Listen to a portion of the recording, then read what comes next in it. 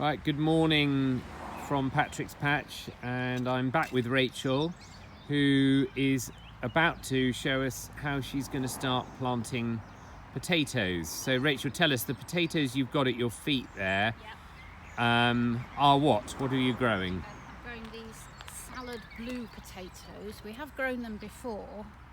They look great. They're really, and what's nice about them is they have nice flowers and they're a nice looking plant, so they look good. So I put them on the edge of this plot so we can enjoy how they look as well. They have purple flowers. Okay, brilliant. So they're early potatoes, so we're going for like an early salad crop lifting late June. So you've dug a trench. How deep is that, Rachel? It's that much, but not quite a bit deep. So 15-20 centimetres deep. I'm going to try and get the potatoes in about 6 inches deep. Okay.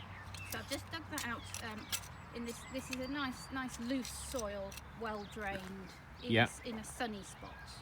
And you're going to incorporate something. What have you got at your feet there? I always put a bit of this is our homemade compost. I always put a bit in the bottom of the trench, not so much for the nutrients, but for holding on to moisture, because we don't want to have to be watering them a lot in the growing season. And yet if potatoes don't get water when they're setting their tubers, you're going to have a less of a crop. Okay. So I sprinkle it in, and then I'll just fork it, mix it into the soil at the bottom. Yeah. Along the trench. Should people be worried if there, for example, is a forecasted frost a week ahead?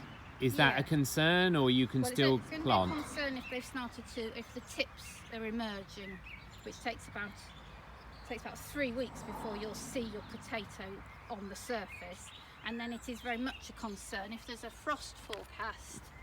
Those potato tips will just be blackened, and the poor plant will have to grow another shoot. So then you need to come out with some horticultural fleece, cover the potato crop when that frost is due. So you look like you've got a bit of fertiliser there. What are you using? Just a bit of fish blood and bone. Okay. What else could you use if you didn't have that? Well, there is a proprietary one called potato fertiliser, but it's very similar to fish blood and bone. Could you use Grow More or chicken pellets or? Grow More, but not chicken pellets. I think you're going to go for a slightly lower nitrogen on this, and more about building up those roots. Yeah. Okay, so I can see you've mixed that in nicely. Mix that in. Then I'm going to space out my potatoes. So can you just show me the state of that potato? So these are very nice, well chittered, because we put them in the egg tray back in January in a light, cool shed. Yeah.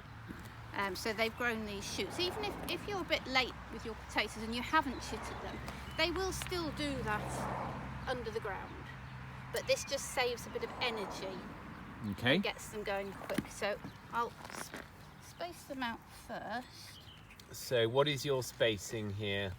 Because I want these, if it was main crop, we'd go more like 40 centimetres. But I'm going to go more like 30, because these are for salad potatoes. Yeah. So I'm going to space them out like that. Okay. And then where I've put them, I'm just going to trowel them in, knowing they want to be about 6 inches down, and that we're going to mound it up a little bit when the soil goes back over. I'm just going to nestle him in like that, being very careful of that shoot.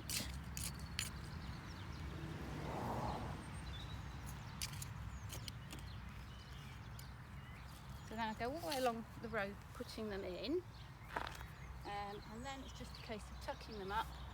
So you can just drag, if you drag it with the rake, you can break it down as it goes back on. If you didn't have your own compost, what would you be recommending people put in the bottom of the trench?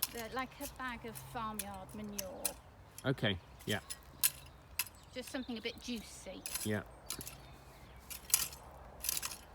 But you take your time so it's nice and loose, because those shoots have got to push through. Yeah. And are you watering potatoes in, or it's not necessary? Don't need to be watered in. Okay. So the main thing really, having planted them and got them underway, and this is true of whether you've Yeah. planted them in the ground or in a pot or a container, is Yeah. when those shoots start appearing in 3 weeks' time, then you've got to watch out for the frost. Yes, that's really important. Yeah. And it's also important to mark, just put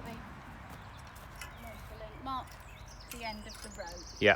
And is that as much as you're going to mound the soil for now? To start with, and then when the shoots come through, we'll start earthing them up. So you just, like the side of the shoot, just leaving the leaf at the top. Yeah. Till it gets to about 20-30 centimetres high. We'll do that when we see some shoots. We'll come back and show Yeah, that's a everybody good idea, how yeah. to do some earthing up.